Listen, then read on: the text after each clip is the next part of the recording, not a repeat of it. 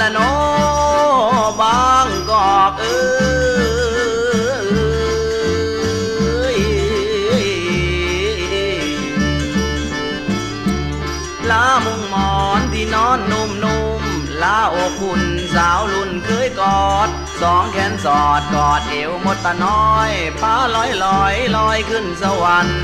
จูบเท่านั้นแล้วบ่มีเงินแล้วจอดบ่แจวลาแล้วนงคานแดนอีสานคือบ้านของเฮาถึงสีเศร้าเสียใจพ่ายแพ้เพราะเลือดแผลหัวใจไหลตก